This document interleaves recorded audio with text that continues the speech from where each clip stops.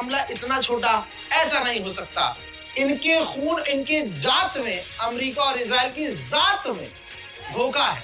तो देखिए, अगर डोनाल्ड ट्रंप कह रहा है कि हम हमला करेंगे, उसने भी मुंह से कंफर्म कर दिया, तो इसका मतलब जंग खतरनाक होने वाली है। वहीं ईरान राजी हो गया है कि हम अमेरिका को लिखित में जो एग्रीमेंट है वो देने को राजी है।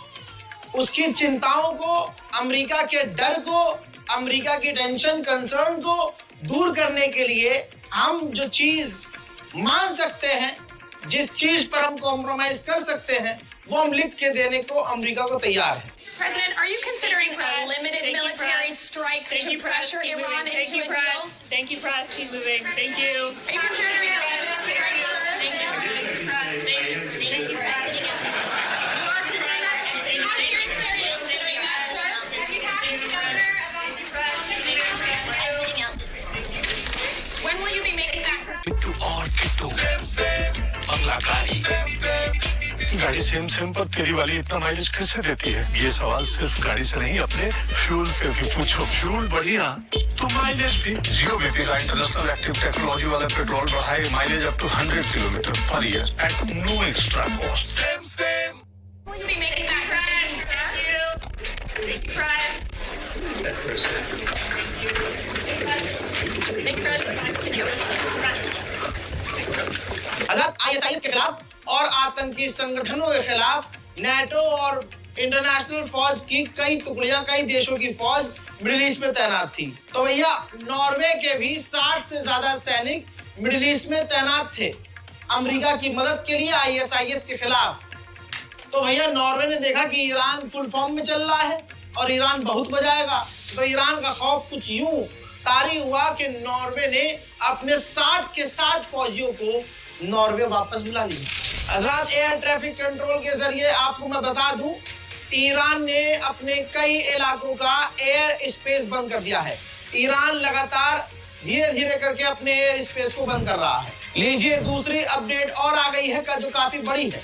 अमेरिका और इजराइल दोनों का कंबाइंड प्लान तैयार हो चुका है। मिलकर दोनों ने प्लान बना लिया है कि ईरान पर कैसे हमला करना है, अमेरिका को क्या करना है, इजराइल को क्या करना है, कैसे किस तरह से हमला करना है कि ईरान की सरकार गिर जाए। ईरान के पास 2000 बैलिस्टिक मिसाइल है जो इजराइल तक बहुत तबाही मचाते हुए पहुंच सकती है। इजराइल का दावा यह है कि ईरान उन बैलिस्टिक मिसाइल को बढ़ाकर 2027 तक 5000 करने वाला है।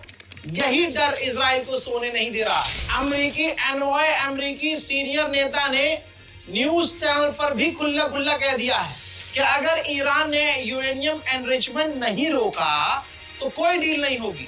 उधर ईरान पहले ही कह रहा है कि हम यूरेनियम एनरिचमेंट नहीं रोकेंगे, तो मतलब साफ। वहीं रूस के विदेश मंत्री से ईरान के विदेश मंत्री ने फोन पर बात की है। उधर यूरोपीय यूनियन ने सबसे बड़ा झटका ईरान को देते हुए, जी हाँ, यूरोपीय यूनियन ने IRGC को टेरर लिस्ट में डाल दिया है। वहीं भारत के समुद्री इलाके में भारत कई बड़ी ड्रिल करने वाला है, समुद्री ड्रिल, जिसमें कई देश शामिल हैं।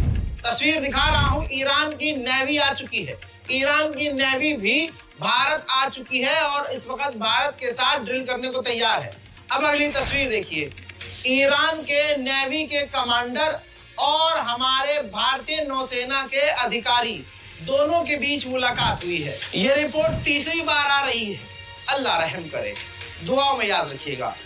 रिपोर्ट यह है कि अमेरिका अलग अलग इंडिविजुअल नेताओं पर डायरेक्ट हमला करेगा। खामनाई हो, ईरान के सुप्रीम लीडर, ईरान के राष्ट्रपति हो, विदेश मंत्री हो, ऐसे दिग्गज नेताओं को डायरेक्ट, जैसे याद होगा आपको, हमास के लीडर याद होंगे आपको, इस्माइल हानिया, तेहरान के अंदर उन्हें मारा गया था। मेरी बात समझने की कोशिश कीजिएगा, तेहरान में ही मारा था। ईरान कुछ उगाड़ पाया? नहीं उगाड़ पाया, चीखा चिल्लाया सब।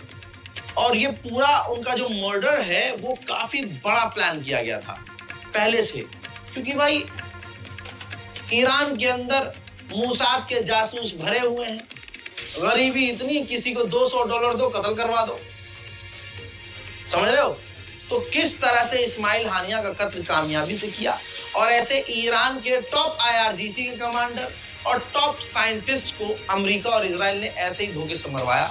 तो कोई बड़ी बात नहीं है, इसलिए कह रहा हूं ये धमकी काफी डराने वाली है कि कुछ टॉप लीडर्स को ईरान के अमेरिका निशाना बना सकता है, मार सकता है। हजरात, जर्मनी ने अपने लोगों से यह भी कह दिया है कि जल्द से जल्द जो भी जर्मन ईरान में रह रहे हो वापस आ जाओ, छोड़ दो ईरान। इंटरनेशनल पाबंदियां ईरान पर अमेरिका और यूरोप ने लगाई है, जिसकी वजह से एक और समुद्री वेसल टैंकर ईरान का डेनमार्क ने सीज कर लिया। बर्तानिया अमेरिका को बार बार कह रहा है कि डियागो गार्सिया इस्तेमाल मत करना ईरान पर हमला करने के लिए, हमको बहुत दिक्कत हो जाएगी।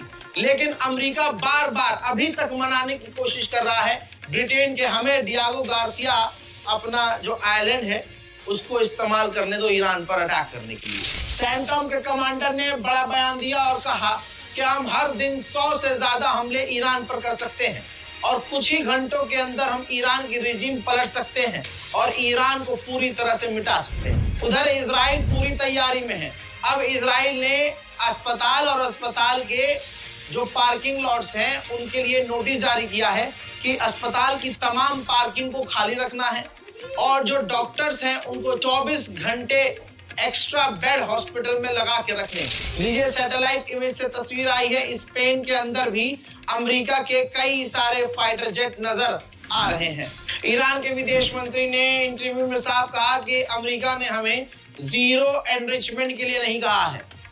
अभी भी अमेरिका से बात चल रही है और एक बात और क्लियर है कि अगर हमारे न्यूक्लियर साइट पर हमला किया गया तो पहले की तरह वो तबाह नहीं होगी और आज भी अगर उस पर हमला किया जाता है तब भी उस पर कोई फर्क नहीं पड़ेगा। माइक्रोसॉफ्ट ने अपने 3 अधिकारियों को गिरफ्तार किया है।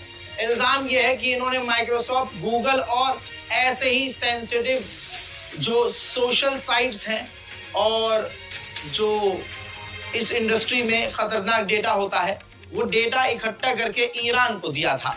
उधर पुर्तगाल में भी अमेरिका ने पूरी फौज उतार दी है। चंद तस्वीरें देख लीजिए। अमेरिका के फाइटर जेट, अमेरिका के टैंकर, अमेरिका के कार्गो जहाज पुर्तगाल में भरे हुए नजर आ रहे हैं। यकीन जानिए ईरान अकेला है और चारों तरफ अमेरिका की फौज तैनात हो चुकी है। अमेरिका का दूसरा एयरक्राफ्ट कैरियर मेडिटेरियन सी में पहुंच चुका है, जो कि ईरान के काफी करीब माना जा रहा है। ईरान के विदेश मंत्री ने कहा कि अमेरिकी हमारे दुश्मन नहीं है, बल्कि अमेरिका की गवर्नमेंट की जो पॉलिसी है हमारे खिलाफ, वो पॉलिसीज हमारी दुश्मन है। इन तमाम चीजों के बीच बहुत अच्छी चीज ये हुई, 14 साल से इजिप्ट और ईरान के रिश्ते बिल्कुल बेकार थे, बात ही नहीं होती थी।